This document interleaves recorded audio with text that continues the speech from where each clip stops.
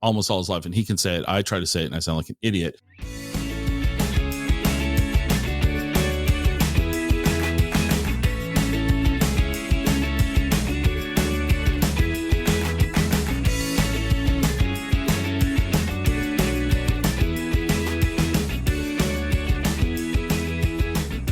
Welcome to the Exploring Washington State podcast. Here's your host, Scott Cowan. So my guest today is Steph Forer of the website Eat, Drink, Travel, Y'all. And if that doesn't give you a clue that this is all about Washington, the y'all, which I can't even say. I just can't. I have a friend from who grew up in New Orleans and he's lived in Washington State almost all his life, and he can say it. I try to say it, and I sound like an idiot. So Steph, I'm going to ask you to give me a little bit of background because we're going to go in three different directions here. First off, you're from Alabama. Yes, I'd like to hear a little bit about that. Then you went to Seattle. So I'd like to hear some about that. And then we got Walla Walla. So we're going to talk there too. So why don't you introduce yourself? And then how'd you go from Alabama to Seattle? What was that journey? Yeah. So, well, thanks for having me, Scott. I'm so excited to be on the podcast today. So I moved from Alabama to Seattle in 2013.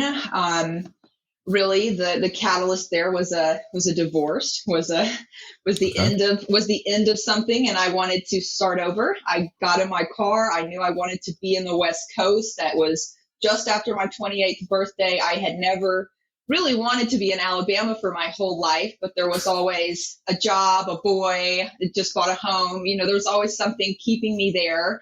And when my marriage ended, got married early, really, really young, and, left at 28, also pretty young, got in my car, drove west, had a friend in Tacoma, had a friend in LA, had a friend in San Francisco, and I just knew I'm going west. I'm going to the West Coast. I didn't even know where I was going when I left, and Tacoma ended up being the first place I landed. Spent a few weeks there, flew down to LA, spent a couple months there with some friends. Actually thought I might move to Los Angeles for a little while, realized I didn't really like Los Angeles. It is beautiful and sunny, but the traffic is horrible. And I flew back up to Seattle where my car was with another friend of mine after I spent some time in LA. And this was in late October of 2013. And I just stepped off the plane and I just knew that Seattle was my new home. I didn't know anyone in the city. I didn't have a job. I didn't have a place to live.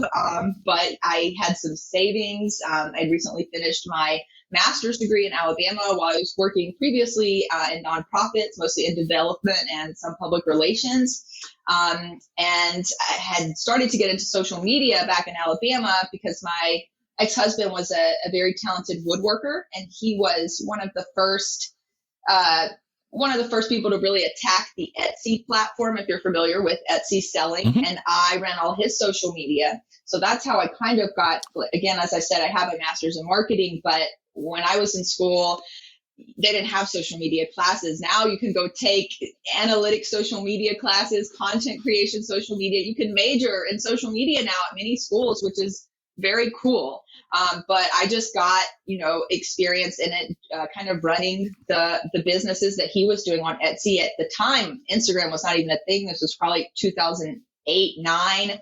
So it was, Facebook and Twitter were king. And so anyways, when I got to Seattle, I was looking for a job, and I had kind of a weird professional background, having worked in nonprofits, and was trying to transfer over to like an Amazon or Starbucks. I thought I'd go into something more in tech with what I had studied in school, and was having again a little bit of trouble finding a job right away. And I was sitting at a restaurant, Vaughn's 1000 Spirits in downtown Seattle. The owner was sitting down beside me with his accountant and his manager, and we started chatting, and they needed help with their social media. And I said, oh, sure, I could do this. Look at all the social media I've done for, showed my ex-husband's businesses. They were super impressed. We started working together.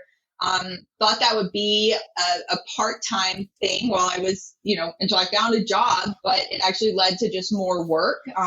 started working with other restaurants, Place Pigalle and Pike Place Market. And then that led to a job with a company called the Where to Eat Guide, which was a popular publication. I think they're all digital now, but worked with them for about 2.5, 3 years. They were in multiple cities in the Northwest and got to travel, really introduced me to a lot of different restaurants because they worked with, anywhere from 50 to 80 restaurants in all the markets they were in. So it was just a great way for me to connect with the restaurant community in the Northwest, from Seattle to Portland to Napa to Bend.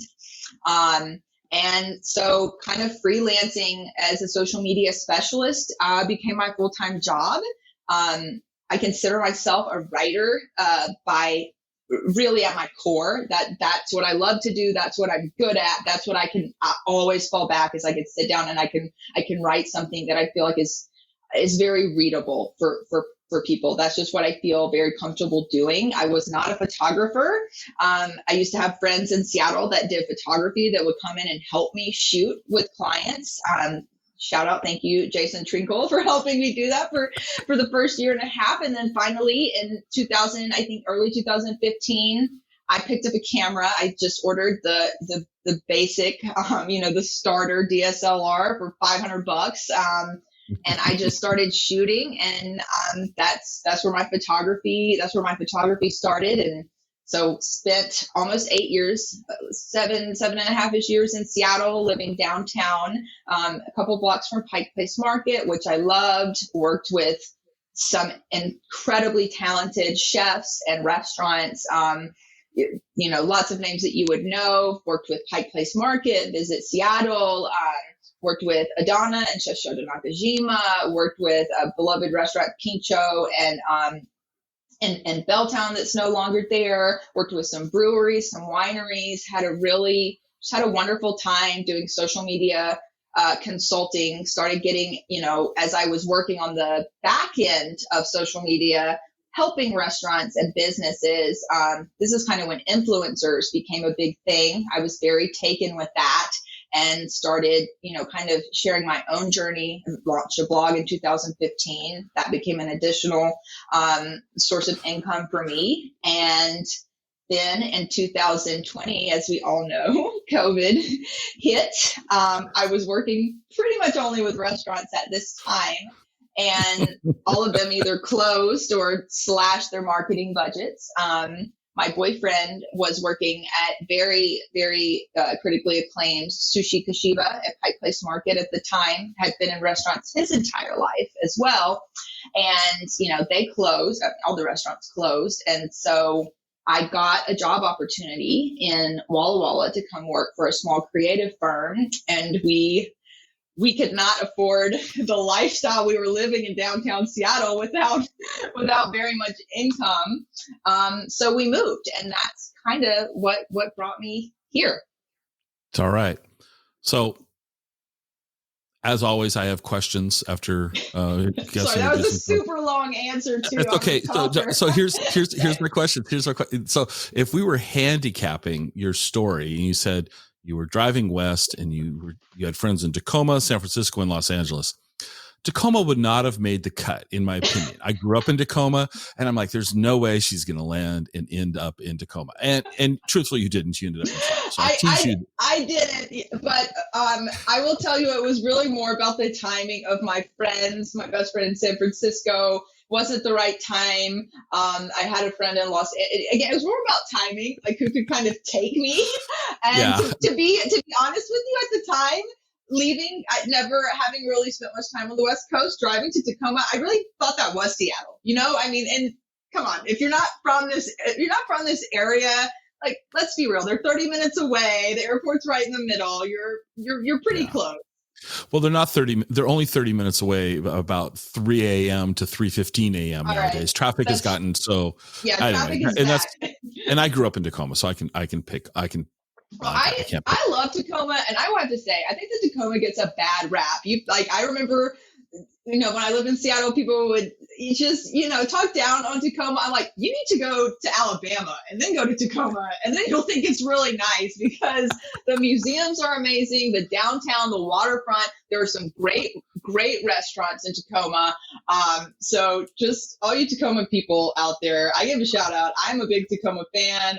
I can always find a good restaurant. I love the parks there. I love the waterfront. It really is a beautiful place. I think, and this is just my opinion, so if somebody's going to make a nasty comment in the comments, because I've gotten nasty comments because I talked down about Spokane. I did one time make a comment about how as a kid, and look at me, I'm older than dirt. So long time ago, covered wagons to Spokane. Spokane wasn't a great place. And somebody just got really persnickety with me that I said something disparaging about Spokane. I will say that in 2021, Spokane's a great place. I love going to Spokane. Mm-hmm. I left Seattle, I left the Tacoma area in 2017, mostly because of traffic. I just got tired of the commute. But Tacoma, I think Tacoma actually plays up its little brother, redheaded stepchild reputation between Seattle, because everything you just said, the parks are awesome. There's great restaurants. There used to be a lot of music clubs there. COVID's changed a lot of things for every city. Of course. So as much as I pick on Tacoma, actually, it's got a special place in my heart. So then the other question. So what I was saying is handicapping. I would not have picked Tacoma out of San Francisco. Tacoma. Sorry. Which one doesn't look like the others in Tacoma? Are you a Crimson Tide fan? Oh, of course. Well, I went to the University of Alabama for my undergraduate degree. My sister went to Alabama. My brother went to Alabama. Hey, come on now. Like, my dad says everybody hates the University of Alabama. Everyone except half of the state of Alabama hates the University of Alabama. So here's my question about the University of Alabama. And I delicately am going to phrase this. All I know about the University of Alabama is that they're running an NFL franchise disguised as a college program. Well, what else is the school? I don't know anything about, and I don't mean this disparaging, but what else is the University of Alabama good at? Because football's what gets the publicity. Football is definitely king there. We did have a very, very tough loss to Texas A&M this past weekend. It was heartbreaking. My brother and dad just both texted me about how depressed they were the next day. But the University of Alabama is one of the most beautiful college campuses you will ever see. Gorgeous old oak trees. It is absolutely stunning. They have a fantastic communications program, and they have a fantastic law program. Those are two of the things that they are also very well known, but it is a great school. Definitely the football overshadows everything else, but I definitely got a wonderful education there. My sister got a master's degree in environmental science there. They have some really, really great programs. Yeah. And I just don't know. I mean, all I know is what I see as a sports fan. They're like an NFL franchise. I mean, They just are. I mean, half their team ends up in the NFL every year. I mean, they are. It's a force. I mean, I'm telling you, if Nick Saban ran for governor of Alabama, he would win. not after last week. God, that was let's not go into it. That was absolutely that was brutal, Scott. Come on now. I mean, come on. You have to understand that for everybody else but an Alabama fan, that loss was amazing. I know. And that's what my boyfriend gives us all a glimmer of hope. Texas A&M, that was such a great, those young kids, that was so great for them. I'm like, don't talk to me. I'm like, you don't know, like, when you don't lose, it really hurts when you lose. Okay. Right. But yeah. Anyway. All right. I know. I sound like, that's, my dad always said too, that Alabama doesn't have a lot, but we have pretty girls and the best football.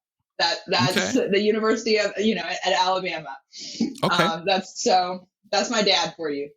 Perfect. So before we start talking about Washington State, I'm going to break my rules. I'm actually going to ask you a couple things about Alabama. Okay. As far as food goes. So, and I'll tie it into Washington. Okay. What do you miss from home, food-wise, here in Washington? What do I miss from home? I mean, as far as, obviously Southern cooking, I miss the things that my mom would make. I miss my mom's fried chicken is definitely like probably the number one thing. Okay. There are some places doing some decent fried chicken in Washington State, but not a lot. I would definitely say Southern cuisine is lacking here. I miss grits. No one here really does grits. Anytime I see grits on a menu, I'm definitely getting it. I miss Waffle House. Do you know what Waffle House is?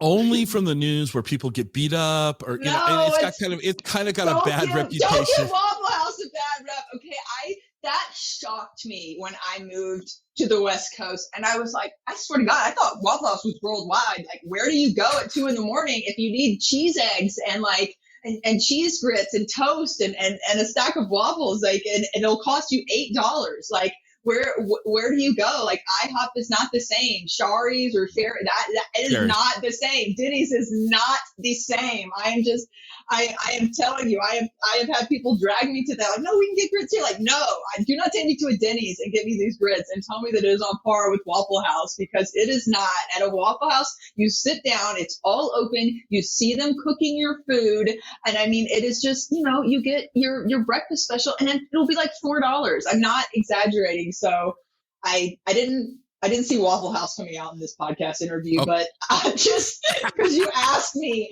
I will tell you that was a big shock. So let me tell you now I can't compare this place to Waffle House. I don't mean it like that, but back in the day for late night food up in Seattle was Best Cafe. Have you ever been to Best Cafe? I haven't, but I am familiar with it. It was just this spot you would go, and I will just leave it at that. Well, and that we used to have Ludi's in downtown Seattle, which was actually Filipino owned, and they did like some ubi pancakes and things like that. But they also just that was kind of like the closest I was getting. Were they open? They closed. They had a fire and closed before COVID. Actually, it was really very sad for the community. It was a really staple downtown. But I would say that was like as close. They were open very late. I don't know if they were open. I can't remember they were open 24 hours, but till 2 or 3 in the morning. And that I would go there when I first moved to Seattle when I needed that kind of Waffle House-esque experience. But I miss that place. Right. I think a lot of other people do too.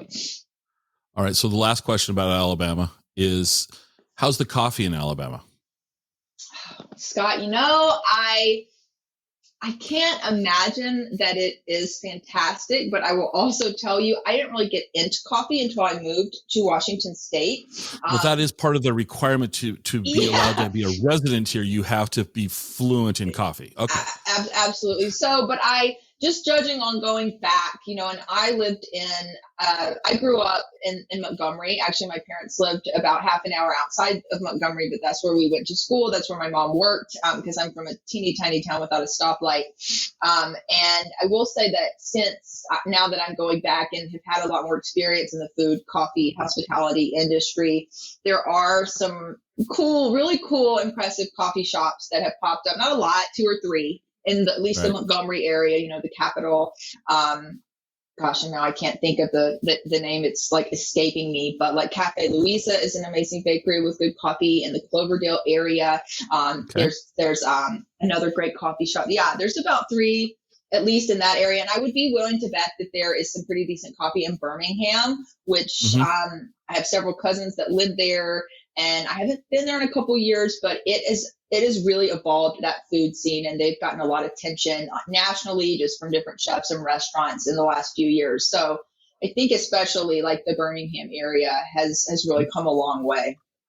And here I thought you were going to say Waffle House had good coffee. They have black coffee. I mean, I would drink it. I don't know if I would drink it now. I haven't been to a Waffle House in a couple of years. It's been a minute. Maybe I need to start opening a Waffle House, and maybe I need to start the Walla Walla Waffle House. I don't know. Maybe Walla Walla Waffle House. I feel like Walla Walla would be a good place for a Waffle House. I feel like that would fit the demographic here. People would love it. I think you're probably onto something. So my job. That's what I'm doing now. There you go. We're done. You can hang this episode on the wall as an inspiration to your Waffle House journey. Okay. Well, let's just talk Walla Walla, because I'll tell you what I think about Walla Walla. And so 4 years ago, we moved from the Tacoma area over here to Wenatchee. And 3 years ago, I went to Walla Walla for probably absolutely the first time as an adult, maybe as a young kid. So I didn't know what I was getting myself into when I went to Walla Walla. And wow, the best way I can describe it is, like I told you on the phone, I mean, the one thing for me is Walla Walla seems a little isolated for me personally. That's just the one thing. But if I could take Walla Walla's downtown core and shove it into Wenatchee, I think I would have perfection. Yeah. And absolutely. so I really love what I've seen about Walla Walla, the people I've met, talked to, not terribly many, but you know, the people I've met and talked to. So what was the motivation to go from Seattle? So you got offered a job in Walla Walla. So that was the motivation. So yeah. But walk me through, you left. Seattle's a big city, vibrant on its good days, rainy the other 364 days of the year. Lots of traffic. I mean, to me, lots of traffic, but a lot going on, a lot of cool things going on in Seattle. Absolutely. And so you left. So how much research did you do about Walla Walla before you got in your car and drove east?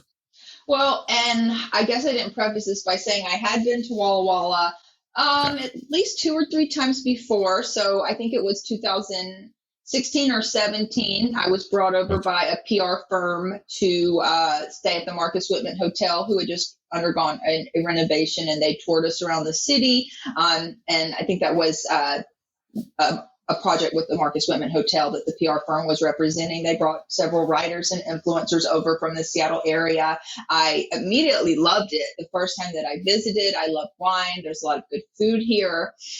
Then I got invited back by the Walla Walla Valley Wine Alliance in 2018 to write about a promotion that they were doing. So came back for a second visit. Again, just loved it. And then it was the summer of 2020. Last year, we were coming, my boyfriend Marcus and I came over for another project. We were working with the Finch, which is a hotel downtown, and Heritage, which is a resort about 12 to 15 minutes from downtown.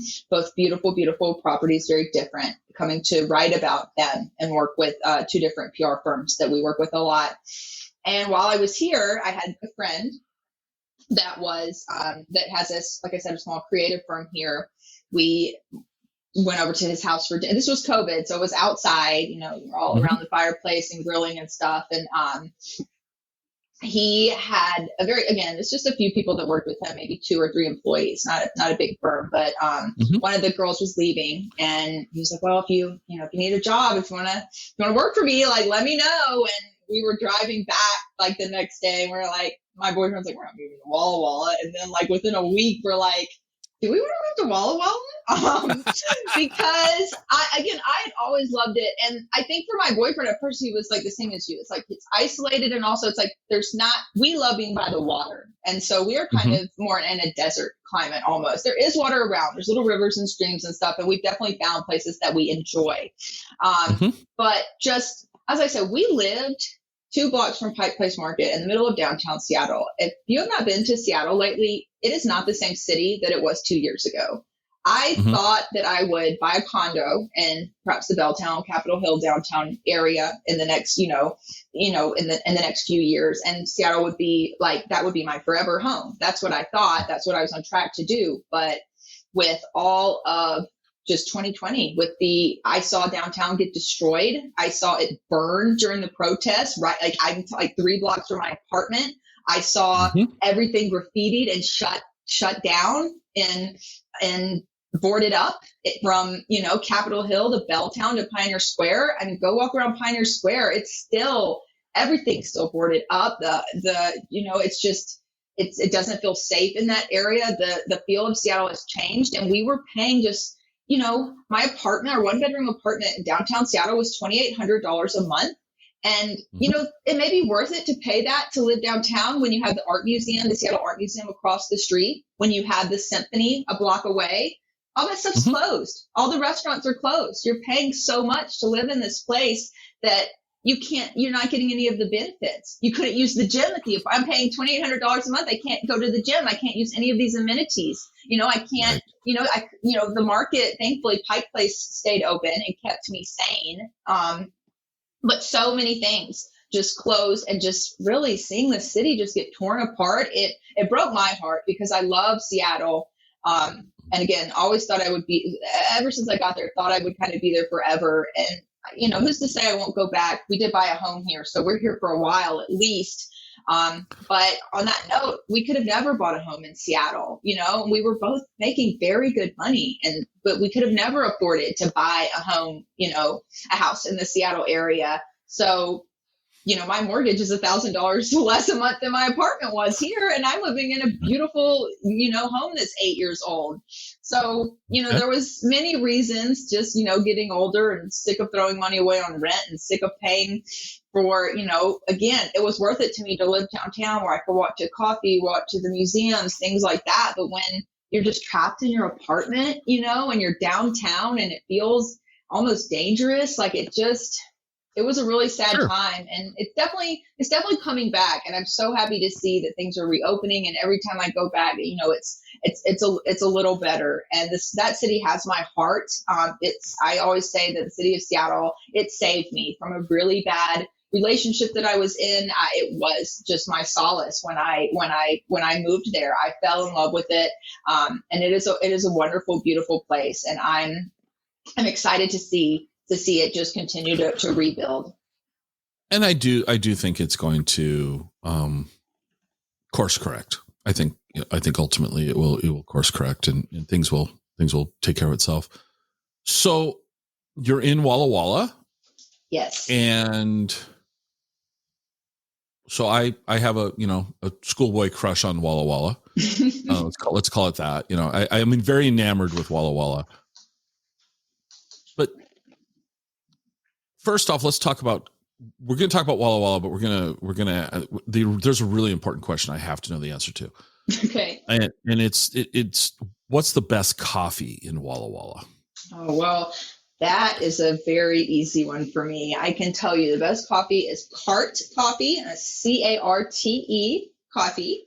And it is, it's a mobile coffee kind of food truck. It's a cutest little cart that, gosh, I don't know Josh's last name, but Josh is the owner. He is this young kid. He has got to be maybe 25. I believe he went to school here. We have 3 different colleges in Walla Walla. And right. I am telling you, he makes coffee as good as you will find anywhere in Seattle. Everything that he and his team do are amazing. And he just parks his little cart. It's right downtown on Spokane and Main Street, the corner of Spokane and Main Street. He's there right now. He's there Thursday through Monday. His hours just changed for fall. And I'm telling you, I've never had coffee so good. Like, I wake up in the mornings and I'm like, I need Josh coffee today, to my boyfriend. I'm like, drip coffee will not do. And it's just a great, I was telling you a little in our pre-interview, like you walk up, he knows your name. You stand there and you wait for your coffee. Every person that walks up, he knows them. He knows, it's just, he's so community focused. And it's just such a fun, good person. And just really, I don't know how the coffee is that good. I will say we do have another good coffee spot, the Walla Walla Roastery, which is out in the Airport District. And they were my go-to before I found Josh. And they do roast their own beans there. And he actually uses a lot of their coffee for his drip stuff and different things. Sometimes has them on espresso and things like that. So he's a big fan of theirs. So they're also another good one. But I will say that Carte Coffee is definitely my favorite. But on that note, it is a mobile food truck type of thing. So it's not like you can go sit down and work on your laptop for 2 hours and have a coffee. Like, if you want to do that, I would say, go to the Roastery or I hate to say the Starbucks downtown too. I will be honest, it's not Seattle. Like, we are limited with, there's not 20 coffee shops in town, but yeah, those two, Carte Coffee or Walla Walla Roastery are both fantastic. So one comment I made one time, I think probably the first or second time I went to Walla Walla, and as I had told you before, whenever I stay in Walla Walla, I almost always stay at the Finch. I found the Finch. I stumbled across the Finch, and it's just a comfortable place to stay, close to town. I mean, I can walk where I want to go. It's just a great spot to land for the evening. And as I was walking through downtown, the thought hit me was, wine is to Walla Walla what coffee is to Seattle.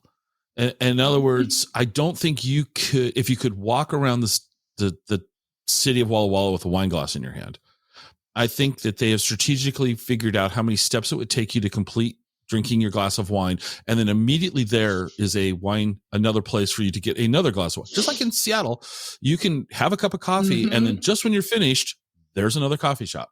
So Walla Walla has done that with wine. Oh, absolutely. I do my own podcast, and I just had the marketing director for the Walla Walla Valley Wine Alliance on, and we were talking all things wine here. And I might not get the number exactly right, but I think that there are over 150 wineries in Walla Walla. And I think that she said that about 130 of them have actual tasting rooms that you can walk into. So, I mean, Walla Walla itself has 30,000. The collective two counties that really make up this area is 60,000 people.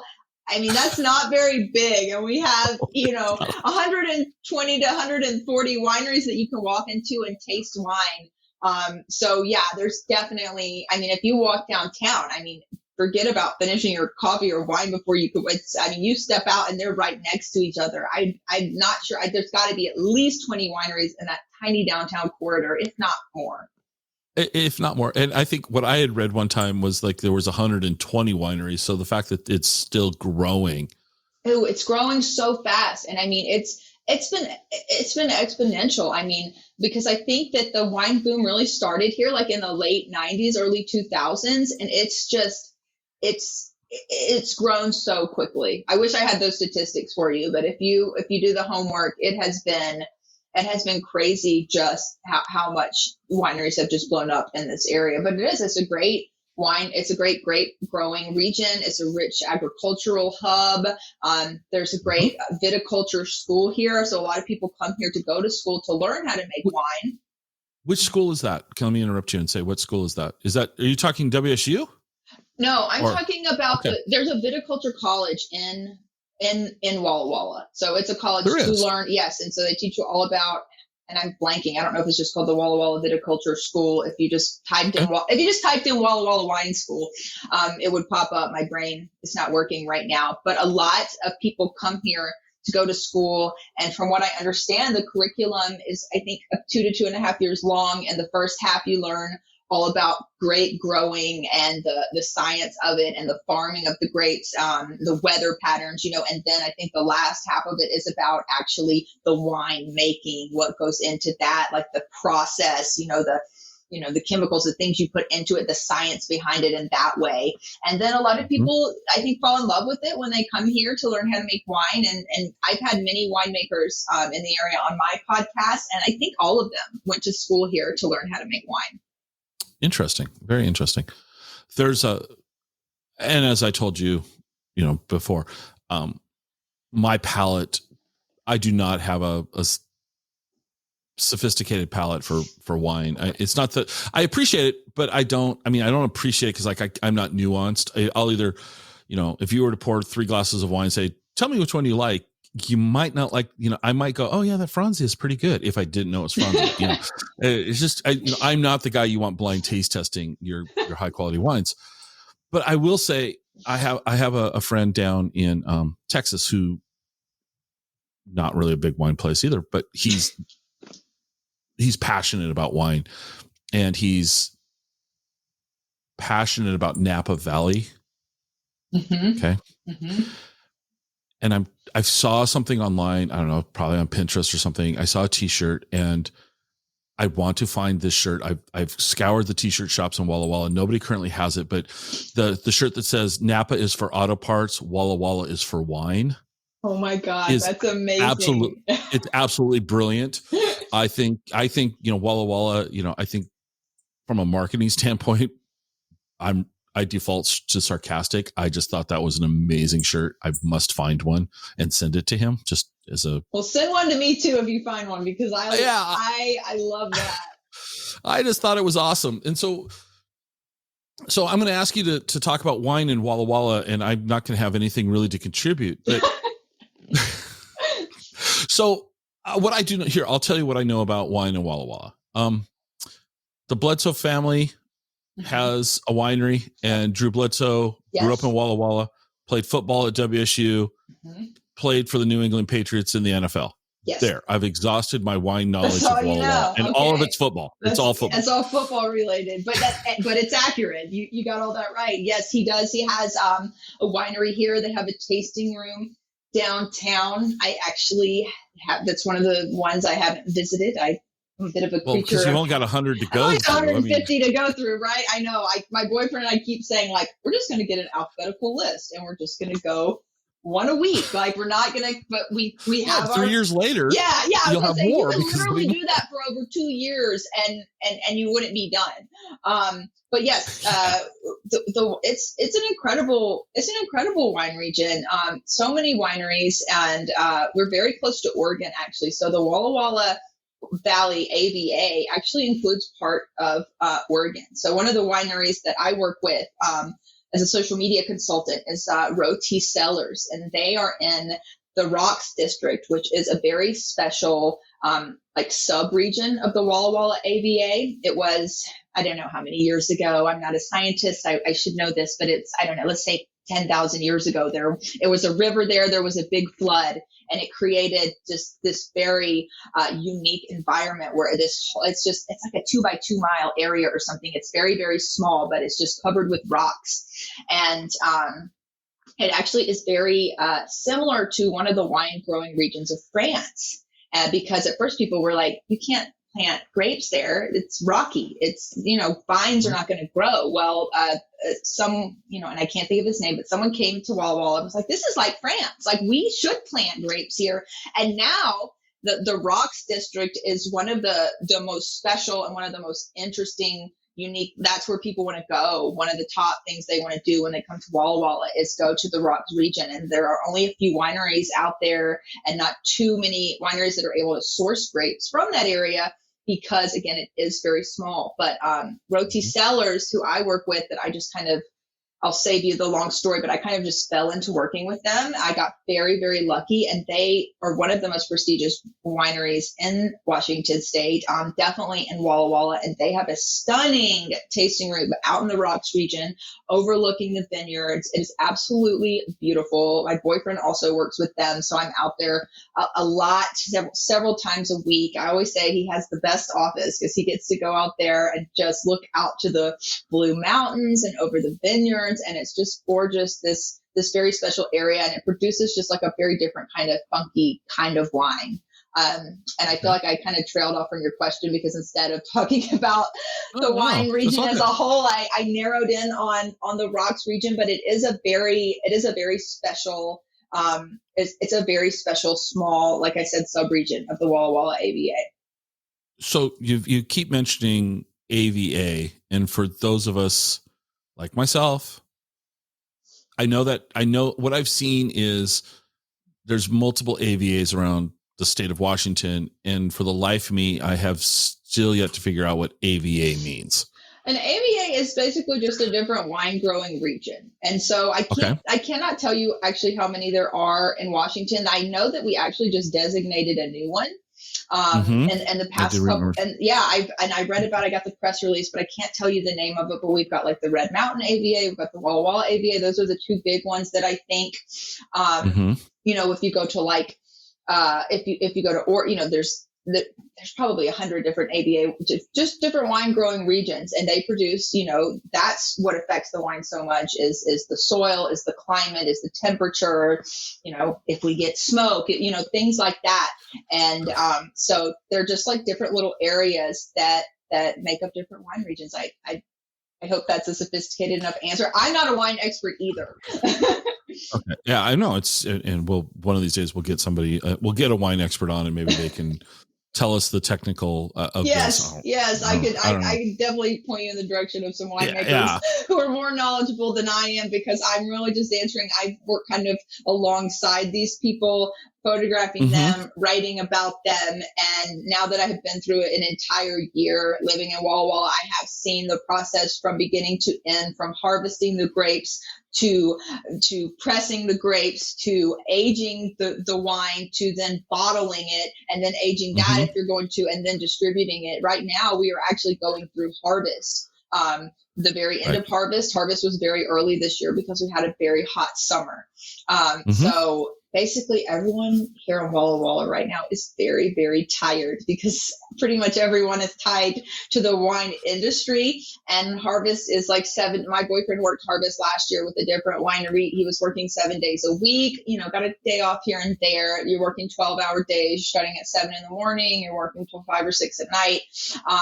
But it's, that's the time. It's about 6 weeks. And it's just, that's when all the fruit comes in and gets pressed to start making wine, which is a really cool thing to see, by the way. So you haven't visited every tasting room yet, and maybe in 3 to 5 years we'll check back and see if they're closed. We'll do a follow-up podcast. In your opinion, I'm not going to ask you what winery you like the best, because that's an unfair statement to you. But what type of wine do you enjoy?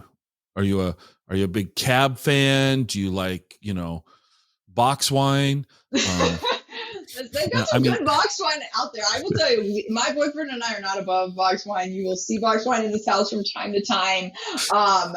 There's a lot of great wine here. I will tell you, I am a huge sparkling wine fan. Sparkling wine is my weakness. If I can be drinking sparkling wine, that is always what I want. And very cool that right now a lot of wineries in this area, and I think in the Northwest and maybe just in general, people are just getting more excited about sparkling wine. A lot of natural sparkling wines are happening now, which is different from the traditional champagne method, which you cannot call something champagne unless it's made in the Champagne region of France. However, you can make wine like that over here. You can make it the exact same way, but you just can't call it champagne. So it is sparkling wine. But we have seen this really big explosion of pet nats, which is natural sparkling wine, which is a different way of doing it, and that has really emerged in the last few years and gotten very popular. And a lot of wineries here are starting to do some of the traditional champagne methods, some natural wines, but it's definitely been a trend here, and it's really fun for me to see more and more sparkling wines come on the market. So yeah, that's definitely my preference is sparkling wine. After that, I want to just be drinking a really easy drinkable red wine. I love Pinot Noir. Unfortunately, this is not a good wine growing region for Pinot Noir. The Willamette Valley in Oregon is actually world renowned as a fantastic Pinot Noir growing region. So if you're going to drink Pinot, you should probably get it from there. Okay. What do you like? Okay. So let's go. I'll build a hypothetical scenario for you. It's Saturday evening. You're not celebrating anything special. It's Saturday evening. You guys are going to go out. Sparkling wine is what you're going to be drinking. What type of food do you want to pair it with? Let's go with that. And I'm at home? No, you're out. You're out in Walla Walla. Okay. Well, you're out in Walla Walla. I can drink sparkling wine with anything. Okay. First of all, but I will say that I absolutely love, there is a French restaurant downtown called Brasserie 4. And it is probably my favorite restaurant in town right now. I have a few that I absolutely love, and it's just I love Brasserie 4. It's such a great spot. And again, French, so obviously a lot of cremants and champagnes on the menu. So I mean, I love to go there. I think it's a cremant rosé that they have on the menu it's kind of like we're going there. We're getting a champagne, a Cremant. That's what we're doing. We're getting French sparkling wine, and we're getting cheese. And I usually get the vichyssoise, which is like a potato leek soup. Steak frites is what my boyfriend usually gets. But for me, it's like, give me the sparkling wine, give me the cheese plate, give me the charcuterie, give me the salad. I like just kind of all the, put all your favorite things together. But that is definitely a good one. All right. So I'm on your blog right now, and I'm looking at an article, and I'm glad I had breakfast kind of right before we talked, because otherwise I'd be kind of quite hungry right now. Well, thank you. But you've got 3 delicious experiences, not to miss the last week of Walla Walla Restaurant Month, which was February, but that will be coming up soon. Will be coming up. That's the nice thing. That's the nice thing about Restaurant Month. It always comes back. Yes. Right. And so I am enamored with this. I have 2 questions. Okay. The tasting menu is it Passatempo? It is Passatempo. Yes. So I've driven by that place, and I'll be honest with you, from the curb, I just kind of went, okay, and just drove by. Just, I'm not paying attention really. I'm just like, okay. And I'm looking at this, and this looks quite delicious. But before we go there, you are at the Marcus Whitman. And really what I need to know, there's a photograph of you with the dog. Yes. Is that your dog? That is my dog. That is my child. That is your dog. That is. Okay. His name is Shiso, like the shiso leaf. Like the shiso. Okay. If you are familiar, most people do not know what shiso is. I do not. But to tell everyone always asks us, and everyone always thinks that he's a girl because his name is Shiso, but it's actually Shiso. And shiso is an herb used in cooking and cocktails that comes from Asia, and it is very popular in Japan. And I traveled through Japan by myself for 3 weeks in 2018. I worked with a very highly acclaimed Japanese chef for years in Seattle. And then my boyfriend worked with Shiro Kashiba at Sushi Kashiba, one of the best, sushi restaurants in the country, for years. And so we wanted to give a nod to our love for Japanese food and culture. But at the same time, we did not want to name him Sushi or Saki. So that's where his name comes from. That's my dog. You will see him a lot. His hashtag is Shiso the Great. He is the love of my life. Okay. And I just had to ask too. My boyfriend and him. I had to ask if this was an actor, a stunt dog, or so part of the family. He looks like a model though. Isn't he a beautiful dog? He does. That's why I was kind of like on. Yeah, we got him from the pound. I mean, adopt, don't shop, people. Awesome. All right. So let's go back up to this restaurant here. And back up is me scrolling on the phone, folks. Passatempo. Passatempo. And I apologize in advance. No, you got Passatempo. Looks amazing. Tell us about that place. It is amazing. And I will tell you, that restaurant, you could drop that restaurant in Seattle or San Francisco, anywhere in the country, and it would be popular and trendy. It is so well done. I think the first time I visited Walla Walla in 2017, it had recently opened, so I was very familiar with it. I'd been to it several times before we moved here. That is probably the restaurant we go to the most. It is definitely in my top 3 restaurants in Walla Walla. It's just outstanding. They make all their pastas by hand. And you said perhaps it didn't draw you in from passing by, but I'm telling you, Scott, you need to step foot in that place, because it is. No. I will. I promise you I will. No, it's gorgeous. It's so well done. The bar is stunning. It's so well designed. And when they opened and were conceptualizing it, they brought in Mike Easton to consult. Now, Mike Easton is a very famous chef from the Seattle area who had the beloved El Corvo in Pioneer Square for many, many years, highly awarded and acclaimed, sadly closed during COVID, but just an outstanding, very, very popular restaurant. He also has El Nido in West Seattle, wildly popular and critically acclaimed as well. So they brought him over to consult. Jim German consulted on the bar program. Jim is like a famous bartender in Washington State. He worked all over Pike Place Market, Cafe Campagna, El Bistro. He actually, our paths didn't cross in Seattle because I believe he moved from Seattle the year I moved to Seattle. So now we know each other, but I'm just telling you, they pulled in the right people. They did it right. Their food is absolutely, that's where I went for my birthday last month. You know, it was, you know, so are we going to go to Pasa Tempo? Are we going to go to Brasserie 4, or are we going to go to Hadaway's or Saffron? And those are kind of, those are kind of my go-to dinner spots. I also love T-Max, but for me, it's kind of, I don't know why, that's kind of like my lunch spot. I absolutely love it as well. But I think I said this to you in the pre-interview, but we have, I feel, a disproportionate amount of good food here for the size town that we are. Oh, absolutely. No. See, that's why I want to take your downtown core and bolt it into my downtown core, because Wenatchee's improving. No disrespect to Wenatchee, but we don't have the choices that you have within, you know, a walking distance in Walla Walla. So since, you know, eat, drink, travel, y'all, we've talked about travel, we've talked about eating and drinking. So let's just keep going there. How about, let's go breakfast. Okay. What's Walla Walla got going for it for breakfast? Or what do you think about Seattle breakfast? We can talk about both because they're both Washington State. Well, you know, let's start with Walla Walla. I will say that we're, you know, I would say that we don't have a ton of options, but we definitely had some good ones. Bacon and eggs is a very popular spot downtown. Maple Counter is also wildly popular and is probably my favorite breakfast spot in town. It's probably my favorite breakfast spot in town. It's really well done.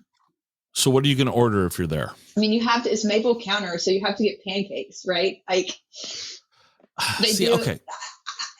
Not a pan. I usually am not a sweets person for breakfast. I will tell you, I definitely want savory in the morning, but usually when I go there, I have to get a little small stack of pancakes. And then I'm telling you, this place just stays packed. And the owners, and I'm so sorry I'm forgetting their names, they also own an incredible ice cream shop in town that just opened last year right after I moved here. It's called Pinecone Creamery.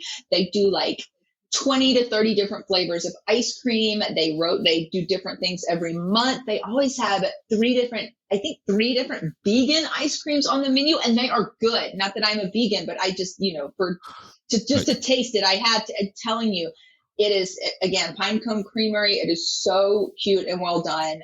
It's a young couple, you know, family owned, family run. Just, you know, you feel good about supporting them. So if you're looking for ice cream, that's a great spot to go to.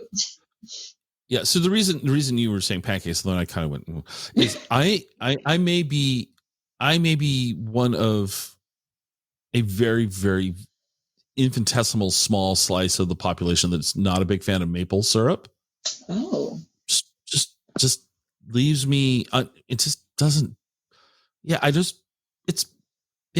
And then the other thing is pumpkin. I just can't do anything pumpkin. So, not your time of year, is it?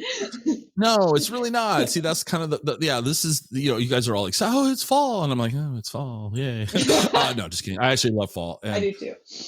So I tend to pancakes, you know, if I'm going to do pancakes, they're almost going to be dry. I'm just not going to put maple syrup on. It just doesn't work for me. That's kind of my thing there. Well, they're not going to be good. But ice cream for breakfast. Yeah. Ice cream for breakfast now. Are they open at breakfast time? Because I could do ice cream for breakfast. You don't look like this. You know, I can do ice cream for breakfast too, especially there. Exactly. I think they open at noon, but they 11 or 12. So they're not open in the morning, but they are open pretty late. I know during the summer, I think they were open until 10 or 11 o'clock. Again, awesome. They're very popular. They do pints. It's really good. I have to be careful going there, coming home with so much ice cream, and you just tear through it. It's really, really well done, and just the sweetest couple that owns it. And I remember chatting with the husband right after they opened. I wrote something about it, and I was like, so what, you just always made ice cream? He was like, well, I just wanted to, so I just took this ice cream class last year, and I'm like, and now you're making this, it's amazing. It's just he knocked it out of the park. So really happy that we have them here in Walla Walla feeding us breakfast and ice cream. Perfect. Well, then how about, since they're open at noon, that transitions nicely into lunch. So if we're not going to have ice cream for lunch, which makes me sad, but okay. What do you got to say about lunch in the Walla Walla area? Yeah. So, I'll start. I mentioned T-Max earlier as my favorite lunch Mhm. spot, and it definitely is. This is if you want to have a more kind of like real dining experience and you're not in a hurry. It is a beautiful restaurant. They also do fantastic dinner, by the way, but I don't know. It's kind of my lunch spot. You like them for lunch. I love Okay. them for lunch. They have a great wine list. They have a beautiful menu. They have a fantastic chef. The owner, Tom Macaroni, is just, I had him on my podcast about a month ago. He has done so much to contribute to the community. His chef is also his partner and has been with him for many, many years. It's just really well done. They're actually one of the few restaurants that I know, after sitting down with Tom recently, that are not experiencing staffing problems right now. And that's just an attribute to the environment, how well it's run. People want to be there and work there. But the food is just wonderful. And they have, and I'm sure they're about to take this off the menu because I know it was a summery dish. It may already be off the menu, but for summer and leading into fall, they had this ahi tuna with plantains, an avocado, and a mango salsa. And I'm telling you, I went there to get that for lunch at least 10 times. It's oh my God, it's so good, light but very satisfying. So they've also got great pastas, salads. It's wonderful. Like I said, it is a little fancier of an experience. It's not a place you want to go if you have 20 minutes for lunch. I would also say, downtown Walla Walla did a fantastic job of starting to close off parking and having outdoor seating for restaurants. They did a way better job than Seattle. Walla Walla jumped on that like right at the beginning, maybe one of the first in the state. And the downtown area, First Avenue, has been like a block of it is now completely, you cannot park there. They're going to make it a permanent no parking place. It's just, that's going to be permanent. It's going to be permanent. And it's just, and you've seen it. And it's just that little area is kind of lined with food, like little food shops, a couple gift shops, coffee shops, things like that. And there's a lot of fun little restaurants right there. And then you can go eat in the plaza. There's a hot dog window called Wiener and Bun. And I think they're open 4 or 5 days a week. So you can go order your they must have like 20 to 30 different kinds of hot dogs. And they're like really interesting. I just like a basic hot dog with like mustard and ketchup. Okay. I'm not like super complex and like my hot dogs or my pizza. I want pepperoni pizza. I want a hot dog with mustard and ketchup, but they do all these really interesting things. I remember they had like a Japanese influenced hot dog and it had like bukkake on it. And just, it was so interesting. I had to try it. But yeah, you can go get your hot dog. There's a great little pizza spot called Sweet Basil. There's a Greek place that I love called Yama's. I've eaten there many, many times, too. They're fantastic. And you can any of those little spots right there would be super fun to just grab your food and just sit outside, especially this time of year. All the trees down there, the leaves are changing. It's beautiful. Absolutely. No. Yeah, Walla Walla is fun, isn't it? Yeah. We could go on and on and on about it. It's disproportionate. Yeah, absolutely. There's so much going on in this small town. Yeah, and I think we attribute that really to the wine community. And I definitely think that's why we have so many good restaurants here, because I think people that make wine and people that love wine love good food. But not just that. See, one of the things you haven't brought up, and you haven't lived in Walla Walla all that long. I'm obviously much older than you. But before Walla Walla was known for wine, the Walla Walla Sweet Onion was kind of the calling card of Walla Walla, right? Right, yeah. And the fact that they have a baseball team in Walla Walla, and I love sports. Baseball's my favorite sport.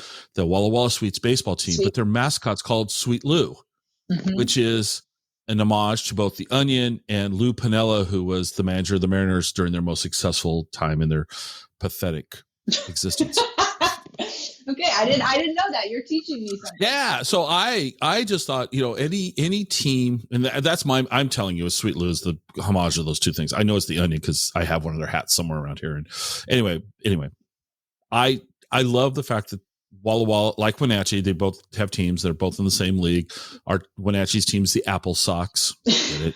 Where our thing, what we're known for here is apples. And you guys have the Onion. And I just think what Walla Walla is doing is okay. Have you been to Fisherman's Wharf in San Francisco? Yes. Okay. I've been there. I haven't been there in a number of years, maybe 10 years. Yeah, I mean, it's been 3 or 4 years for me as well. It's exceptionally touristy. It is. Okay. Pike Place Market's borders on that to me, on being it's not, but I can see how it could go that way. Yeah. Oh, definitely. I mean, I would say the Fisherman's Wharf is definitely more on the touristy side than Pike Place Market. But Walla Walla is a tourist destination now, but it doesn't, to me, it does not feel touristy. It doesn't it hasn't, and I don't think it's going to tip that way. I think because it's an agricultural community, I think it's, no pun intended, it's rooted. Or maybe I'll pun intended. It's got its roots. It's an ag community. It has other, the other large employer there, which seems a little disheartening, the penitentiary.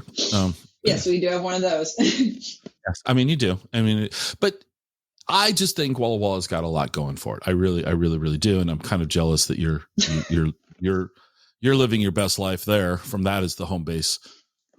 But that's not all you do. So, I mean, on your website, I mean, I'm looking and you've got a blog, you got your podcast. Why don't you tell us a little bit? Why don't we just transition to you? Let's talk about you for a second. How can people find out more about you? What is it you're doing? Where is it you want to go with what you're doing? Why don't you tell us some of that? Yeah.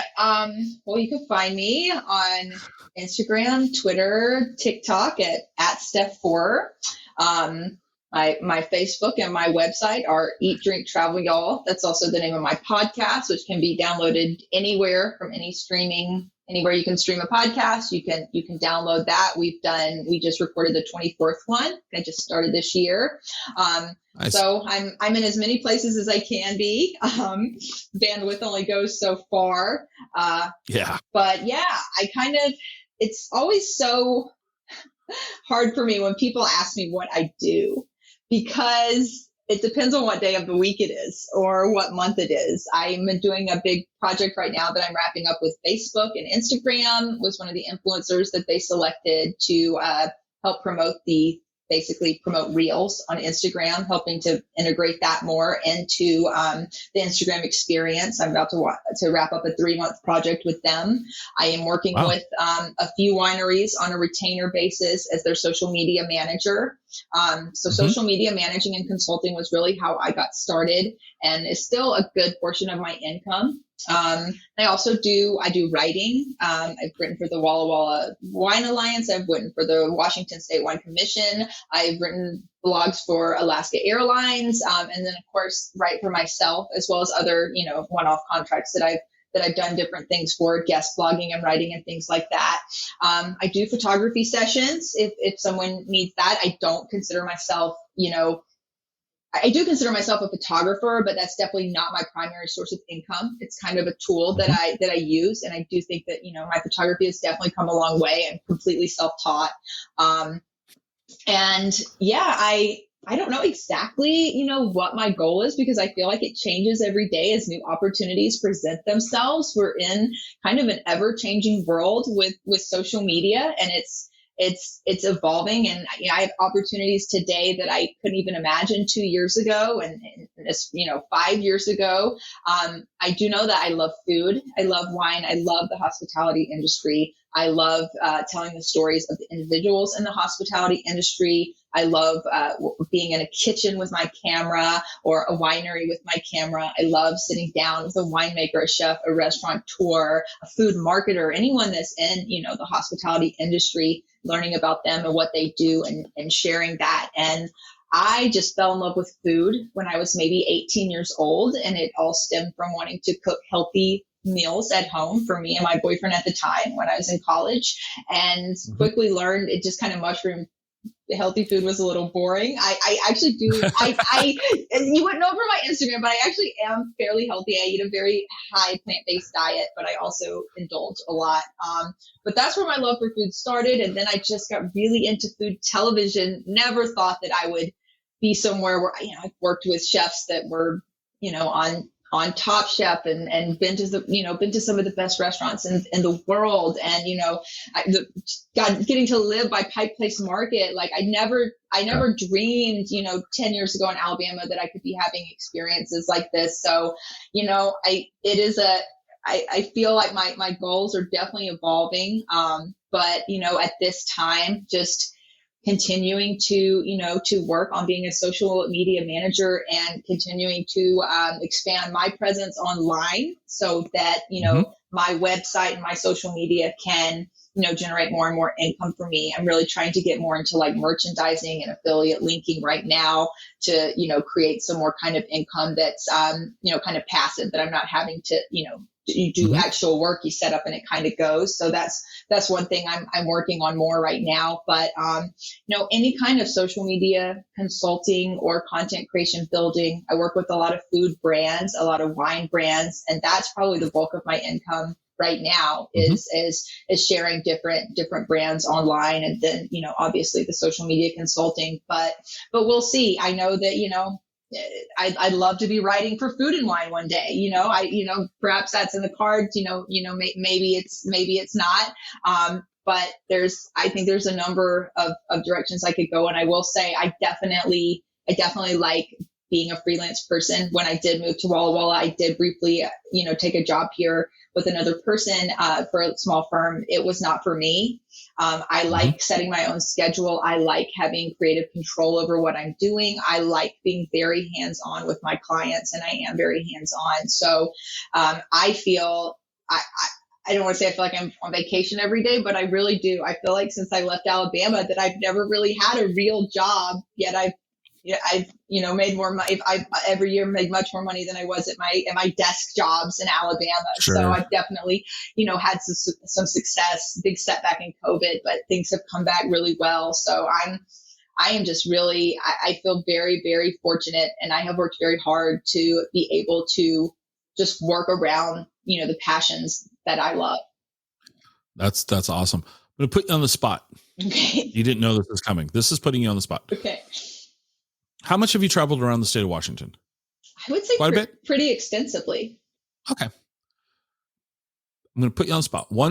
Tell us one off the beaten path place that you've stumbled across, whatever, however you found it's irrelevant. Share with us one. Okay. I jokingly say when people ask me, well, what do you guys do? I said, well, we talk about Washington State, and we're kind of off the beaten path. For example, you'll probably never see us create content about the Space Needle or the Seattle Pike Place Market because it's been done so much. What can we really add to that that's of value? I do have a goal, and I'll put this out there, is that if anybody knows, if there's anybody still alive that was working on the actual construction of the Space Needle, I think that would be a fascinating conversation to have. What was it like to be building that iconic building? But think about it, that was built in 61 and 62, 60 years ago. The youngest somebody would be is 80. Yeah. So, okay. So the pool's probably shrinking. Yeah. But so we talk about things that are Walla Walla is slightly off the beaten path. Mm-hmm. Okay. Dayton is a great little town. Yeah. I like Dayton. Mm-hmm. Dayton's kind of cool. Even further off the beaten path. Share something with us that you've found in Washington State. Well, you have put me on the spot, and I have had the pleasure of working with many small tourism bureaus in the Pacific Northwest as being an upcoming influencer in the past few years. I would have to say off the top of my head that it's definitely going to be the Skagit Valley for me. And I don't know how familiar you are with the Skagit Valley. That is still pretty close to Seattle, but we are looking at about an hour to an hour and a half north, depending on where you're going. But it is another, like Walla Walla, it is a very rich agricultural hub, but being on the west side of the state and on the water, it's a very different, it's very similar to Seattle and the weather patterns, but just that's where that's where all the tulips come from. That's where the tulip, that's where they have the tulip festival every year. They grow everything there. And there are so many small little gems of towns there, like Edison, like Bow, like La Conner. I was in the San Juan Islands last week or a week and a half ago, and I can't say the San Juans because everybody wants to go there. Everybody, but we were on our way back from the San Juans, and I was like, we're stopping in La Conner. We're going to Nell Thorne. That is this outstanding restaurant that I had never heard of until I was working with the Skagit Valley Tourism Bureau a year or so ago. They sent me there. I fell in love with it. It is a hyper local restaurant. I believe they told me they source like 90% of everything that they're doing within 15 miles of the restaurant, because they're right there. The water's right. You're right there on the water. All those farms, they're growing everything. And it is just, oh my gosh, everything there was wonderful. And there are all these little gems like that in that little Skagit Valley area, which is kind of just like a collection of small towns around, you go from like La Conner, Edison, Bow, like up to, like Chuckanut Drive where Taylor Shellfish is in that northern location. That's part of that. It's all that area and all these little towns. And I started working with the Skagit Valley Tourism Bureau during the summer of COVID in 2020. They wanted to promote the farms there. We're all starting to do farm stands so that you could go and actually shop there, because they couldn't, people weren't going out. They didn't have restaurants to sell to. The farms were struggling as, the restaurant industry was struggling, but they kind of had this big like transference, and people started doing their shopping at these stands. And so I wrote I wrote a blog about it last year. I wrote something about it this summer about, I called it farm hopping is better than bar hopping or something like that. That was the takeaway. The farm hopping was the new like summer activity. But for someone that loves food, you'll go, like there's like there's a cheese, you can go where they, have a goat farm and you can buy the goat cheeses and like the fetas, and just, then you can go, you go a little farther and, there may be an apple farm. You go a little farther. There's just, they have huge farms like Shoe Farm out there that they're doing everything. Just everything grows out there. If you love food, and for me, like I do love to cook. But I love to just go. I love to eat simply. I love to have good cheese, good honey, like good herbs. Like I love to help put dishes together with my boyfriend, and being able to go to a source, which is another reason that I love Walla Walla so much, because we're also a big agricultural hub. But the Skagit Valley is just, and we've often talked about this, my boyfriend and I would hope that perhaps that may be, down the road where we end up, because it is very, very special. And now I feel like I've given my secret away and I want to take my answer back. I've never heard of the Skagit. No, just kidding. No, and that is a great area of the state too. So, I appreciate you sharing. Was that off the beaten path enough? I don't know if it was for me. Well, so here's the thing. When I think of the Skagit Valley, La Conner's pops to mind, because La Conner's been, for a long time, La Conner's been kind of a little destination to go to. Small, little, like, let's run up there for the day type thing. Mm-hmm. You said Edison. Nobody says Edison. Bow. Yeah, we hear about Bow. Chuckanut Drive. Yes. But you didn't say Mount Vernon. So yes, you were talking off the beaten path. So yes, you were fine. You didn't say go to the Burlington Mall. You didn't. Mount Vernon is nice too. There's some great. You didn't say you like to go to the Skagit Valley to go through the McDonald's and get a #1 combo. So yes, you were off the beaten path. It was wonderful. It was absolutely wonderful. Well, it is a very special place, and like those are really small. Again, small towns, but they have.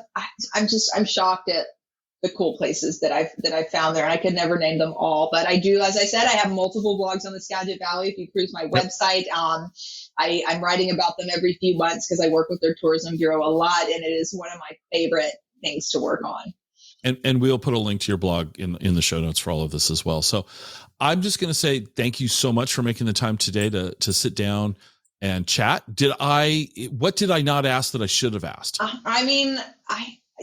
This is your show, Scott. I could talk all day, especially about food, about Washington State, a place that I love so much. We could talk more about Seattle. We could definitely talk more about Walla Walla, but I feel like we hit all the high points. I hope I didn't ramble on too much. I know you asked me a question. I go off for 20 minutes because I am a little bit of a talker. That's all good. It was a lot of fun. So thank you so much for being here. I appreciate it. Yeah, thank you so much for having me. It was a lot of fun.